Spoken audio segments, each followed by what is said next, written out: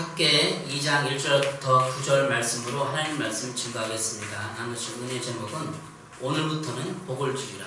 오늘부터는 복을 주리라는 제목으로 하나님 말씀 증거하겠습니다. 복자가 있습니다. 이게 한자인데 복복자입니다. 이 복복자 우리 명절에도 또 세배하면서 복을 받기를 원하고 또 복을 빌어주고 덕담을 하죠. 근데 기독교에서 복은 이 세상 물질에 관한 것뿐만 아니라 장수의 복, 성공의 복뿐만 아니라 영적인 복까지 포함하는 거예요. 그래서 복을 하면은 소유와 환경의 복이 있습니다. 우리 사람들이 흔히 일하는 소유를 많이 가지고 환경이 좋은 환경에 자라는 거. 그리고 정신적이고 영적인 복이 있습니다. 두 가지가 있죠. 정신적이고 영적인 복. 우리나라가 잘 살게 되고 또 선진국이 되고 많은 복을 받았는데 정신적으로 피폐한 사건들이 많이 일어나고 있어요. 사회 현상을 보면 지난주에도 뉴스 기사거리 보면 이런저런 일이 크고 작은 일이 있었잖아요. 정치도 그렇고 살인사건도 있었고 사람들이 왜 그럴까? 정신적으로 복이 없기 때문에 그렇다는 거예요. 잘 살게 되는 물질을 많이 소유하게 되는데 선진국이 되고 우리나라가 많이 잘 살게 됐는데 사람들의 마음이 정신적으로는 약하다. 정신적인 복이 좀 없다라는 생각이 들어요. 그렇다고 해서 우리나라가 세계 정신사회에서 이데올로기나 문학 이런 정신세계에서 수많은 인재들이 배출된 것도 아니에요. 그렇지만 어쨌든 말씀드리고 싶은 요지는 우리가 물질의 복을 받았을 때 정신적인 복이 함께 비례하지는 않는다는 것을 말씀드리는 거죠. 정신적인 복, 다시 말하면 영적인 복까지 우리가 또 그 복을 기독교 안에서 제대로 점검해보고 영적인 복, 정신적인 복까지 우리가 받아보기를 원하는 마음으로 말씀을 준비했습니다. 성경에서 복의 개념을 있는데 그 성경의 복의 개념을 알아야 돼요. 그리고 흐름을 알아야 돼요. 창세기부터 요한계시록까지 전체적인 복이 어떤 내용이고 성경은 영적인 복을 말하는 거예요. 물론 1순위가 영적인 복인데 그리고 다음에도 물질적인 복, 일용할 양식, 살아갈 집, 성공 이런 것도 다 하나님이 우리에게 축복으로 나눠주신 것입니다. 창세기 1장 28절에 하나님이 그들에게 복을 베푸셨다. 하나님이 그들에게 말씀하시기를 생육하고 번성하여 땅에 충만하라. 세 번의 성경이죠. 하나님이 인간들에게 복을 주셨다고 창세기 1장 28절은 말하고 있어요. 기독교에서 성경에서 여기 보세요. 그 복을 여기 보세요. 여기 보세요. 복이라는 것을 줬구나. 인간에게 줬구나. 근데 나는 왜 복이 없느냐? 이런 질문을 해봐야 됩니다. 우리나라는 왜 정신적으로 피폐하고 복이 없는가? 그런 질문을 해보고 복을 받아야죠. 그래서 복을 받기 위해서 이 설교를 하는 거고 기독교 안에는 구원의 복이 있는 거예요. 구원의 복. 기독교 안에는 구원의 복이 있습니다.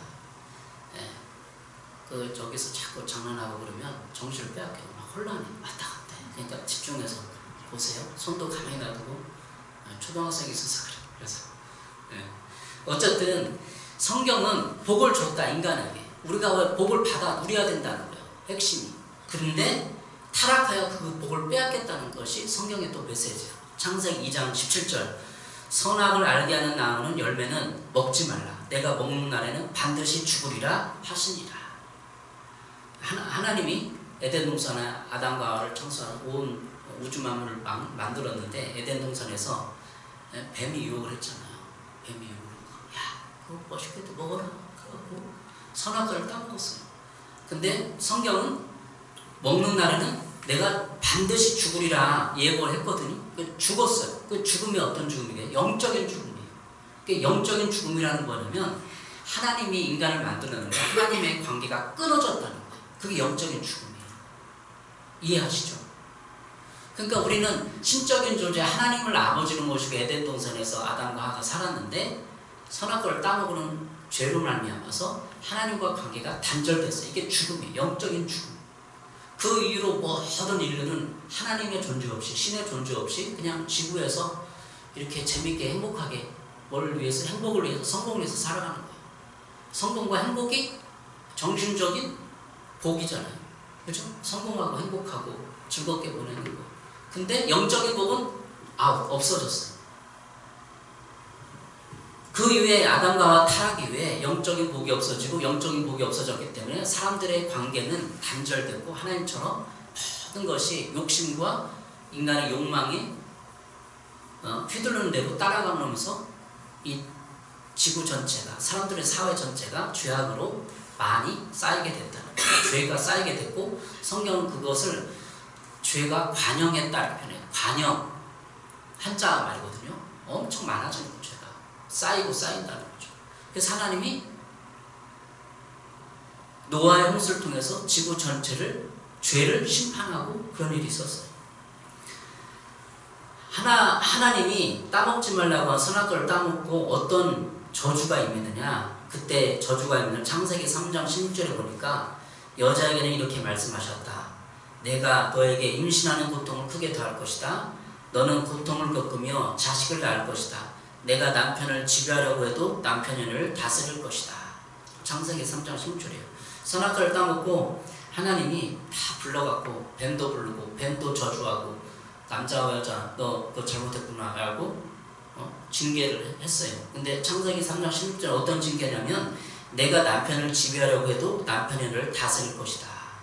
그 여자한테 한 말이에요. 하와에게. 하와의 마음이 이제 죄를 범했기 때문에 그 마음에 죄로 오염됐어요. 오염을 알죠? 오염돼갖고 내가 남편을 지배하려고 해도 남편이 너를 다스릴 것이다. 관계의 저주가 왔어요. 관계의 저주. 여자는 남편을 지배하려고 해. 그게 지배하려고 하는 게 욕망이 뭐죠? 지배욕. 여자의 마음속에 지배욕이 생긴 거예요. 남편이 나를 다스릴 것이다. 남편은 여자를 더 지배하고자 하는 더 욕구가 생긴 거예요. 그러니까 서로 간에 동등하고 에덴 동산에는 서로 하나님을 섬기는 마음 때문에 서로를 인정하고 사랑하고 돌보는 관계가 형성됐는데 선악과를 따먹고 인간의 마음에 죄가 들어와서 지배욕이 생긴 거예요. 지배욕이. 그래서 지금의 어떤 부부의 문제는 근본적인 지배욕이라는 게 그 심리적인 방어 기제가 작용하는 거예요. 심지어 고하죠. 하나님을 모시지 않는 인간에게 그 욕구와 욕망이 뭐냐? 지배욕이 생긴다는 거예요. 그래서 왜 사람들이 권력을 가지려고 해요? 남한테 지배당하고 싶지 않기 때문에. 왜 돈과 소유를 가지려고 해요? 인간의 무의식 속에는 근본적으로 그게 있다는 거예요. 죄성 때문에. 그 죄가 들어왔기 때문에. 그러니까 동등한 인간과 인간관계가 동등한 개념이 아니라 지배하고 피지배하는 그런 관계가 선악과로 말하면 따먹는 말하면 죄로 말하면 들어왔다는 거예요. 그래서 우리 인류 역사를 바라보면 고대 사회부터 힘센 사람이 힘센 사람을 지배하고 서는 거예요. 그 지배하는 조건으로 그 사람을 돌봐주고 보호해주는 고대 사회의 서양의 영주, 왕 이런 개념도 그렇잖아요. 우리나라 조선시대도 다.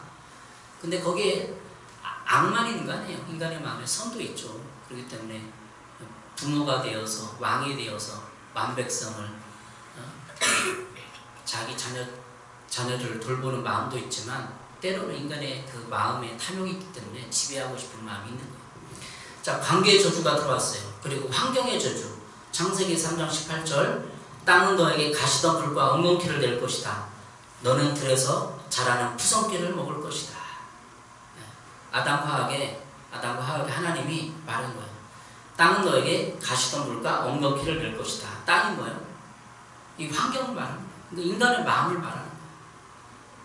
그러니까 우리가 왜 복을 받으려면 복이 왜 잃어버렸는지, 복을 왜 빼앗겼는지를 성경적인 원리를 살펴보고 그걸 이해해야 돼요. 아, 이래서 빼앗겼구나. 이래서 나에게 복이 없구나.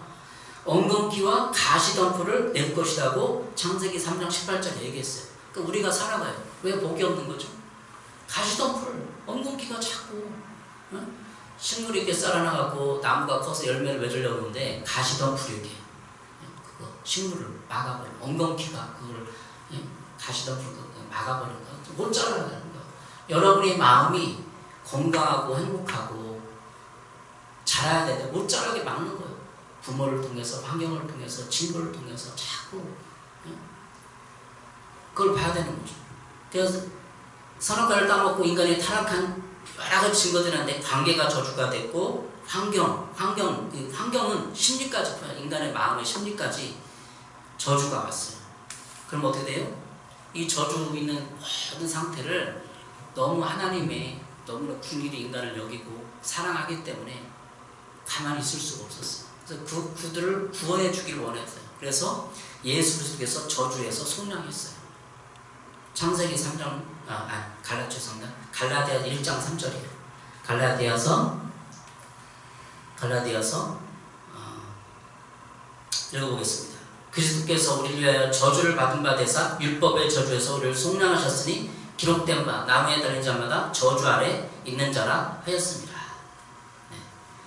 그리스도께서 우리를 위하여 저주를 받은 바 되사, 예수 그리스도가 내가 받은 저주를 대신 받아줘야 되는데, 내가 저주를 받아야 되는데 그 저주를 예수님이 대신 십자가에서 받아준 거예요. 거긴 뭐 어떤 저주가 있어요? 관계의 저주, 환경의 저주, 모든 인간의 인간의 욕망의 노예가 돼서, 욕구의 노예가 돼서 죄를 저지르고 싶은 그런 죄성으로부터 저주를 끊어준 거예요. 율법의 저주에서 우리를 속량하셔요. 속량은 죄인이 감옥에 들어가면 그 감옥을 그냥 보석금을 내주고 구원해 주는 거예요. 내 생명값이 얼마 정도 될 것 같아요? 우리 교통사고 나거나 범죄로 뭐 죽게 되면 보험 타는 게 어느 정도 돼요? 2억, 3억? 그밖에 안 될 거야. 근데 우리는 10억, 1000억도 안 되는 인간의 영혼의 값어치를 예수님 십자가에서 죽어주고 저주에서 끌어내준 거예요. 그러니까 우리 예수 믿으면 저주가 없어져야 돼요. 관계의 저주도 없어져야 되죠. 예? 환경의 저주도 없어야 되죠. 근데 왜 안 없어져? 도대체 왜 안 없어져? 저주에 묶여서 우울하고 낙심하고 원망하고 거기에서 여러분은 이제 풀려난 거예요. 법적으로 풀려난 거예요.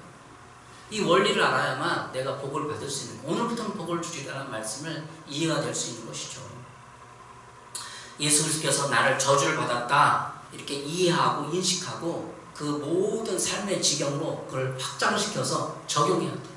예수님께서 나의 저주를 받아주셨는데, 저주를 끊어주셨는데 내가 이렇게 살면 안 되지, 이렇게 마음을 잡아야 된다는 거죠. 오늘 본문은 학계 2장인데 그 당시에 이 시대적 배경을 좀 알아야 됩니다. 시대적 배경은 나라가 망했어요. 이스라엘 나라가 남유다도 망하고 북이스라엘도 망했어요. 그래서 지금 포로기를 거치고 다시 이스라엘 땅에 돌아왔어요. 그때 사람들은 다시 가나안 땅에 도착해서 제2의 출애굽을 했는데도 복을 받지 못해. 농사를 했는데도 이제 정착한 지 얼마 안 됐어요. 대봐야 한 6개월, 1년, 2년 이 정도밖에 안 되는 상황에서 복이 없는 거예요. 농사를 줘도 소출이 없고 그러는 거예요. 그 가운데 이 사람들이 복이 없다고 탄식하면서 낙심하고 절망해 있는 상황이에요. 학계는 총독 스룹발벨과 대제사장 여호수아의 일반 백성들에게 이스라엘 하나님의 성전쟁을 명령하셨다고 단호하게 말했습니다. 선지자는 공동체가 불행을 겪고 있는 것은 이 과업을 소홀히 했기 때문이라고 보았습니다. 만일 유다 사람들이 태도를 바꿔서 자기 필요에 관심을 쏟기보다 먼저 합당한 예배 장소를 건축하게 된다면 하나님 그들에게 복을 내리실 것이라고 학계 선지자는 예언을 선포했어요. 그러니까 왜 그들에게 복이 없느냐? 성전이 없다는 거야. 성전을 먼저 건축하고 하나님을 예배하면 너에게 복이 온다, 이렇게 말하는 거예요. 그래서 성전 건축할 때마다 예배당 건축하고 춘축할 때마다 학계를 많이 인용을 하는 그런 상황입니다. 그러나 우리가 여기서 성전 건축을 하기 위해서 설교를 하는 것도 아니고 하나님의 복의 근원인데 우리에게는 왜 복이 없느냐? 영적인 복까지를 말하는 거예요. 물질적인 복까지를 포함하는 거예요. 우리나라의 저주는 뭐예요? 우리 대한민국의 저주는 우상 숭배하고 가난하고 노비의 생활, 환경, 노름, 첩제들을 통해서 사람들이 한이 많은, 대한민국은 한 민족이라고 하잖아요. 근데 한 나라, 한자 뭐 그런 게 아니라 그냥 한이 많은, 왜? 가난했기 때문에 첩으로 팔려가고 뭐 팔려가고 한이 많아요. 우리나라 민족 원래. 근데 예수를 믿었어요. 이제 하나님의 복을 받아서 예수 그리스도가 저주를 졌기 때문에 첩도 끊어졌죠. 노예제도도 끊어졌죠. 우상숭배도 끊어졌죠. 우리가 복을 받았어요. 근데 이제 정신적인 복을 받아야 되지. 정신적인 복을 받고 영적인 복을 받아야 돼. 그래서 오늘 학교에서 우리에게 복을 주시라 약속했던 하나님께서 첫 번째 우리에게 메시지는 힘을 내어라. 격려의 소리를 들어라. 격려의 소리를 들어라. 학계 2장 1절부터 5절이에요. 격려의 소리를 들어라. 힘을 내어라. 자, 읽어보겠습니다. 1절, 3절. 그때 일곱 해달 그달 21일에 학계 연자가 주의 말씀을 받아서 전하였다. 너는 스알데 아들 스룹바벨 유다 총독과 여호사닥 아들 여호수아 대제사장과 남아있는 백성에게 전하여라.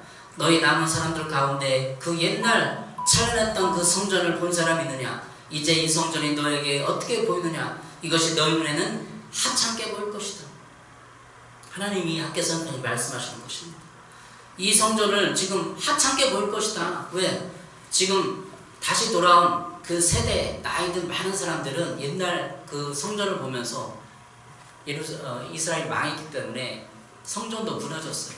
근데 다시 세우려고 하는데 그 옛날 세대의 그 성전을 보면서 이 지금 기초공사를 하고 있고 뭐 이렇게 설계도를 짜고 있는 상황에서 너무 하찮게 보이는 거예요.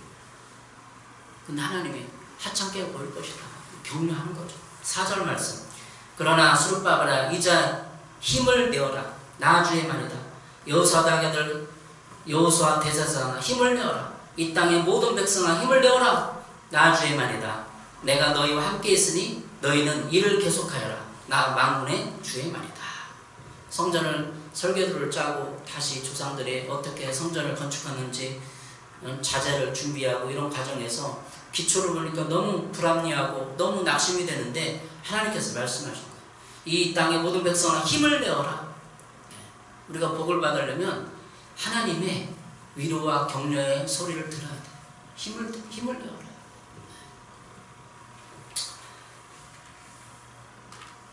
여러분 마음에 낙심이 됩니까? 절망이 됩니까? 힘을 내어라. 힘을 내어라. 하나님이 음성을 들려주시는 거예요. 힘을 내어라. 작은 교회에서 이렇게 낙심하고 있느냐? 힘을 내어라. 히브리서 12장 12절 13절 보면 그러므로 여러분은 나른한 손과 힘 빠진 무릎을 일으켜 세우고 똑바로 걸으십시오. 그래서 절름거리는 대로 하여금 삐지 않게 하고 오히려 낫게 하십시오. 힘 빠진 무릎을 일으켜 세우고 똑바로 걸으라고 히브리서 12장 12절 얘기하고 우리 삶이 복을 못 받은 것 같아. 낙심하고 절망해. 지금 우리 건축한 이 모든 이 건물이 하찮게 보여. 옛날에 그 영광 같지 않아. 낙심됐을 때 주님의 힘을 내어라 라는 소리를 들어야 됩니다. 네? 여러분 어떠세요? 절름거리는 다리로 하여금 삐지 않게 하죠. 다리가 절름거려. 이게 상징이에요. 절름거려 이렇게 막 왔다 갔다 힘이 없어. 삐지 않게 하고 오히려 낫게 하십시오. 히브리서 12장 13절. 하나님은 우리가 절망할 때마다 우리를 이렇게 세워주시고 용기를 주시는 거예요. 하나님 우리를 낙심하지 말아라. 힘을 내어라. 이스라엘 민족 그 공동체 포로기 위에 다시 돌아온 공동체 가운데 힘을 내어라. 학계 선지자가 격려하는 것입니다. 성전 건축 옛날에 그 이전 영광보다 더 하리라. 힘을 내어라. 학계 2장 5절입니다. 너희가 애굽에서 나올 때 내가 너희와 언약한 말과 나의 영이 계속하여 너희 가운데 머물러 있나니 너희는 두려워하지 말지어다. 두려워하지 말지어다. 그 당시에 사람들이 얼마나 절망했을까.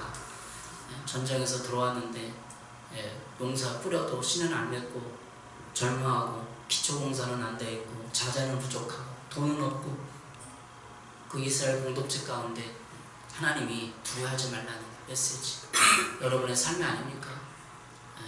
인생을 살다가 남과 비교해서 열매는 없고 때로는 지치고 살고 싶지 않을 때 하나님께서 여러분에게 두려워하지 말라 함께한다 라는 메시지를 들어보시기 바랍니다. 두 번째 오늘 본문에서 은과 금은 주님의 것임을 기억해야 됩니다. 사실은 말씀을 묵상하다가 은과 금이 주님의 것이다 라는 제목으로 용기가 올라오더라고요. 그래서 제목이 은과 금은 주님의 것입니다 라고 할 뻔했어. 당연히 창조주 하나님의 것이지. 여러분 저 광산에 가면 금도 있고 은도 있고 모든 지하자원이 다 누구 거예요? 하나님 거예요. 사실 창조주 하나님 거예요. 근데 그 땅에 살기 때문에 내가 캐서 우리나라가 부강해지는 거예요. 근데 비유적인 말로 모든 물질의 권한은 하나님에게 있다. 신의 안에서 뭐예요? 내 안에 우리는 끊임없이 물질을 추구해요. 물질이 있으면 행복할 것 같고, 그러나 은과 금은 주님 것이라는 말씀이 오늘 본문에 있습니다. 학개 2장 6절 7절입니다. 만군의 여호와 이같이 말하노라. 조금 있으면 내가 하늘과 땅과 바다의 육지를 진동시킬 것이요 또한 모든 나라를 진동시킬 것이며 모든 나라의 고배가 이르니 내가 이 성전의 영광이 충만하게 하리라. 만군의 여호와의 말이니라. 위로하는 겁니다. 이제 이 성전에, 이게 기초공사도 안 됐지만 이 성전에 하나님의 영광이 충만하게 너희 공동체를 축복하리라, 도와주리라. 그런 은혜의 메시지예요. 8절 9절 은도 내 것이요 금도 내 것이니라. 만군의 여호와의 말이니라. 감사하죠. 좀 힘이 나는 것 같잖아요. 여러분 평생에 3억만 주어지면 행복할 것 같죠? 10억만 있으면 행복할 것 같죠? 성공할 것 같죠? 근데 10억 있어도 20억 있어도 행복하지 않고 불행하고 그런 사람이 많아요. 리스를 다 하고 있어요. 리스. 여기서 힘을 얻어야 돼요. 영적 권리를 받아야 돼요. 정신적인 어떤 혜택을 받아야 돼요. 은도 내 것이고 금도 내 것인데 나는 왜 이렇게 복없이 사는가 하면서 여러분에게 이걸 취해야 돼요. 내가 하늘과 땅과 바다와 육지를 진동시킬 것이요 또한 모든 나라를 진동시킬 것이며, 이 말씀은 하나님이 이 모든 것을 주권과 권한을 가지고 있다는 말이에요. 은도 내 것이요 금도 내 것이냐 만군의 여호와의 말이라. 이 성전의 낮은 영광이 이전보다 크리라. 만군의 여호와의 말이냐. 내가 이곳에 평강을 주리라. 만군의 여호와의 말이니라. 은과 금을 갖길 원해요? 평강을 갖길 원해요? 둘 중에 어느 걸 선택하라고? 큰 트럭에다 은과 금을 갖다 주고 평강을 갖다 주고, 그럼 어떤 걸 하겠고? 은과 금을 가지면 평강일 것 같아요. 편안하고 행복하고 잠도 잘 자고. 요즘에 잠을 못 자는 사람이 얼마나 많아요. 수면제, 근심이 많고 걱정이 많아서 잠도 못 자.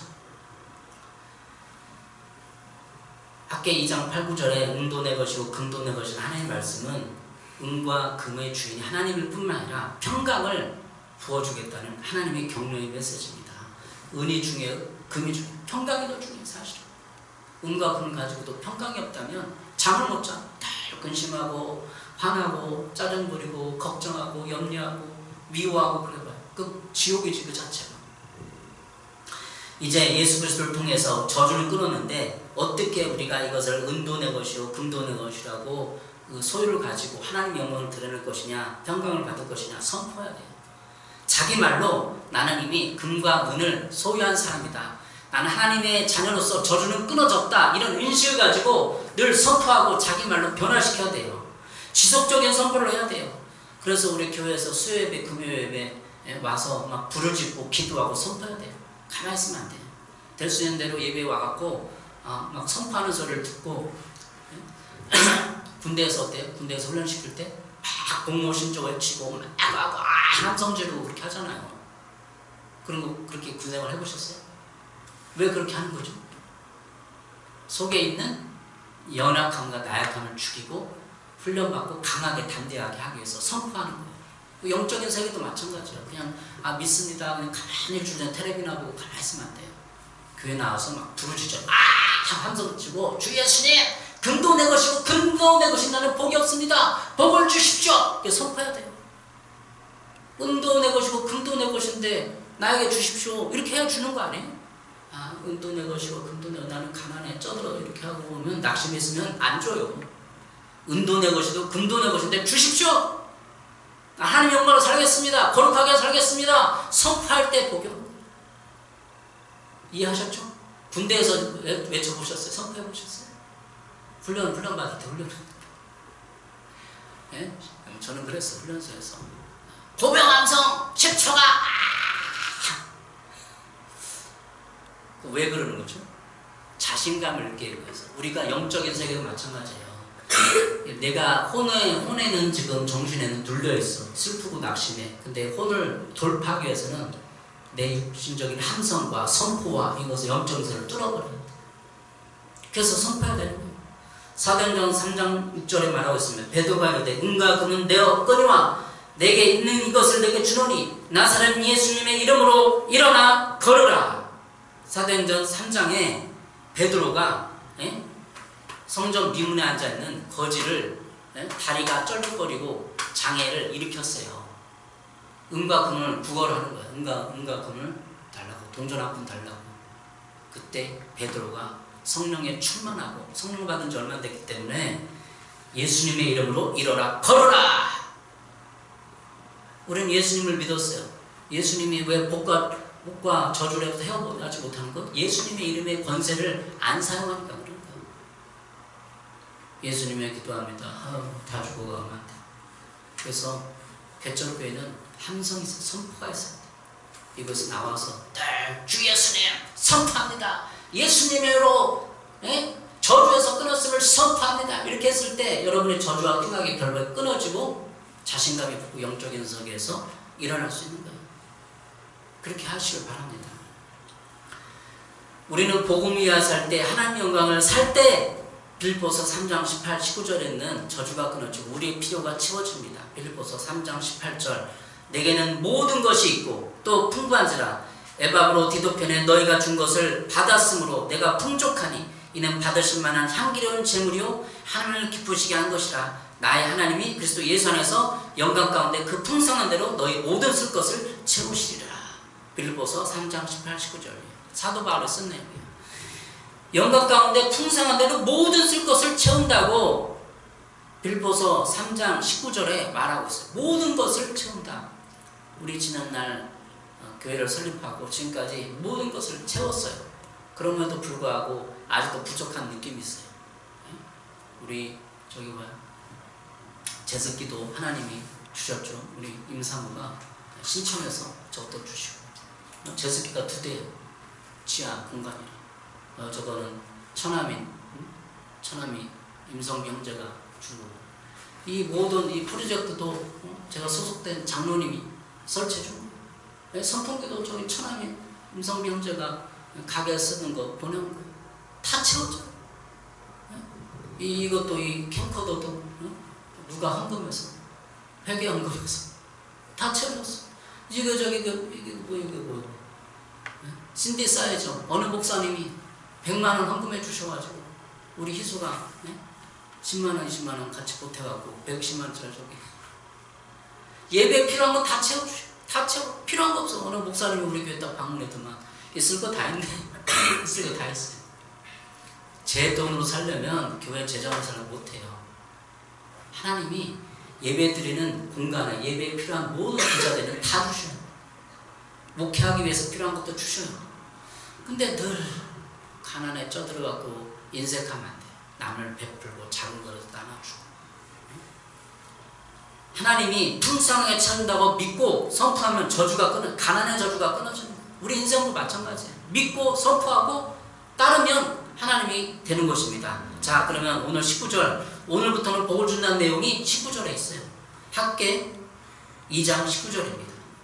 곡식 종자가 아직도 창고에 있느냐? 포도나무, 무화과나무, 석류나무, 감람나무에 열매가 맺지 못하였느냐? 그러나 오늘부터는 내가 너에게 복을 주리라. 19절에 왜 갑자기 9절에서 19절 띄었느냐? 이제 성전 건축을 하기로 시행했어요. 학계 선지자 권면과 그 당시에 여호수아, 대제사장 여호수아, 스룹바벨 총독이 합심하여서 이 격려를 듣고 다 성전 건축을 시도하고 다 했어요. 예배 성전 건축을 하면 다 복이 오느냐? 그런 건 아니에요. 예배 하나님을 예비하는 장소에 복이 임한다는 내용이에요.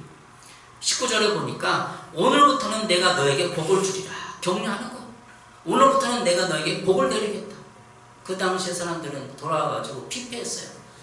뭐 집도 없고 그냥 허물어진 그런 공간에서 그냥 불 떼놓고 그냥 밥 먹고 이렇게 흙 벽돌에 갖고 막 이기고 대충 살고 그런 거예요. 지금도 이렇게 태풍 때문에 쓰러진 집에서 이렇게 고치고 이런 사람들 있잖아요. 그런 상황이에요.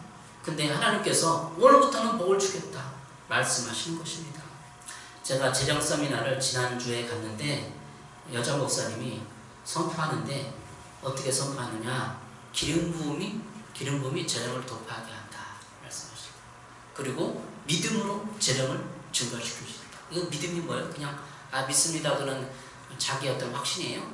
예수님이 온 세상의 주인이고 예수님이 다스리고 예배 가운데 기름 부음이 임하면 재정이 돌파된다 말하는 거예요. 기름 부음은 그 성격의 평안입니다. 우리가 그냥 이렇게 예배하고 혼자 기도하고 그러면 평안이 몰려요. 아까도 언급했잖아요. 가장 큰 복은 평안의 복이에요. 평안. 우리가 불안하고 두렵고 분노하고 누구 미워하고 그러면 복이 없고, 정신적인 복이 뭐예요? 평안이에요. 그렇지 않은 것 같아요?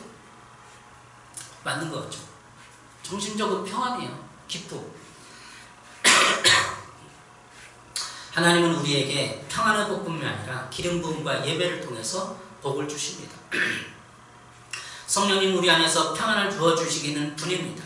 우리가 예수님을 영접하면 하나님의 영이신 성령님이 우리 마음에 좌정하고 계시기 때문에 내면의 축복부터 먼저 받습니다. 평안의 축복이에요. 내 환경을 받아들이고 나는 구원받았다. 그런 의식이 생기는 거예요. 그래서 여러분, 저도 영적인 세계를 많이 탐색하고 그렇지만 주중에 유튜브를 좀 보는데 세상과 보는 게 아니에요. 임사 체험자들의 간증 같은 거를 유튜브에 많이 올려놨어요. 그래서 여러분, 죽음 이후의 삶을 체험한 사람들이 있어요. 그 사람들은 임사 체험, 죽음 이후의 삶을 체험하고 돌아가고 삶이 180도 바뀐 사람들이 많아요. 이렇게. 제 대학원 동기도 중국 선교사로 간 분이 있는데 그분이 연애에서 만나는데 그런 간증을 하더라고요. 자기가 교통사고를 시골에서 사업하다가 다 그때 돈 잘 벌었대, 많이 벌었대. 가는데 교통사고를 당했어요. 그래서 죽었어요. 병원을 옮겼어요. 그때 임사체험을 한 거예요. 기억나? 임사체험을 유튜브 몇몇 사람 들어봤는데 그분 생각이 나더라고요. 그분이 간증하는 걸 들어서 직접 자기가 죽었었대. 병원에 옮겼었대. 근데 주님을 만나고 변화돼갖고 중국 선교사로 나가 있어요. 지금. 여러분 어떠세요? 그냥 세상을 이렇게 막 살다가 세상에 성공과 명예와 행복을 찾아서 늘 몸부림치면 갈급해요. 늘 원망이 나고 비교하기 때문에 열등감에 빠지고, 이제 하나님의 주님을 바라보면서 구원의 생명, 임사체험한 그런 감정을 보세요. 어떻게 달라지는지, 죽음이 뭐가 있는지. 그러면 평안이 밀려와요. 영적인 세계에 내다볼 수 있는 마음이 생기고 시각이 생기는 거죠. 기름 부음은 우리가 이 재정을 돌파하게 만들고 이 현실 세계의 삶을 더 높은 차원으로 보게 만들어요. 그래서 내가 늘 관심이, 돈에 관심이 있고 재정에 관심이 있고 거기서 돌파 못하면 선포하면서 주님 앞에 나가면 되는 거예요. 선포, 그 복을 받아 누리겠습니다. 죽음 이후의 생까지 복을 주십시오 하면서 지경이 넓어지면서 마음이 평안이 임하는 거예요. 그러니까 우리의 생각이 거기에 머물기 때문에 평안이 없어요. 세상 것을 바라보기 때문에 다 근심하고 염려하고 짜증나고 불평하고. 근데 그 이후의 세계를 바라보면, 믿음으로 바라보면 지금의 것이 정리가 돼요. 열등감도 정리가 되는 거고, 상처도 정리가 되는 거고, 돈 없는 그런 것도 정리가 되면서 주님의 평안이 밀려오는 것입니다. 오늘 본문을 통해서 세 가지를 살펴봤어요. 힘을 내어라, 격려의 소리를 들으라는 거예요. 위로와 격려를 받으십시오. 주님으로부터 평안을 받으십시오. 은과 금도 주님의 것이라는 걸 기억해야 됩니다. 이게 원리예요. 은도 금도 주님의 것이다. 은과 금과 행복과 성공을 주님이 주신다.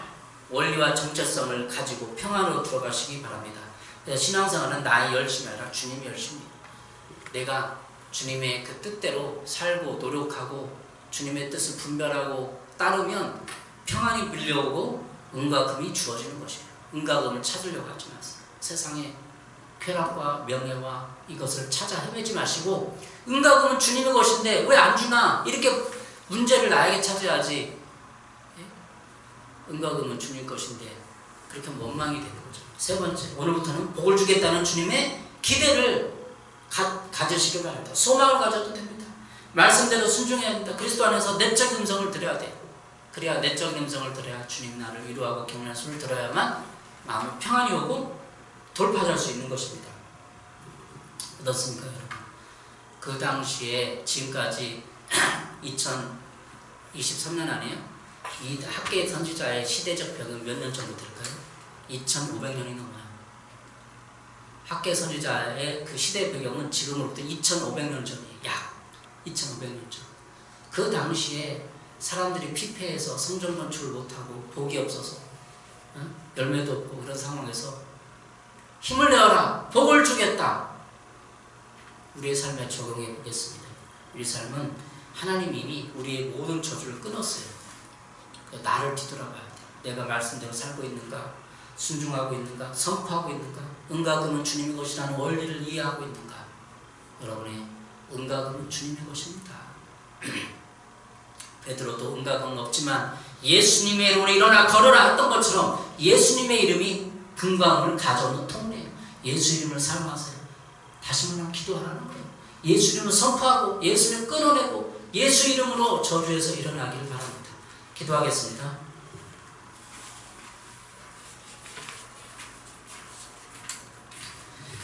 하나님 아버지 감사합니다. 오늘부터는 복을 주시는 하나님 말씀을 받아들입니다. 저주를 끊어내겠습니다. 예수 이름으로 선포하겠습니다. 예수 이름에 복을 주셨는데 우리는 그걸 놓고 세상을 바라보았습니다.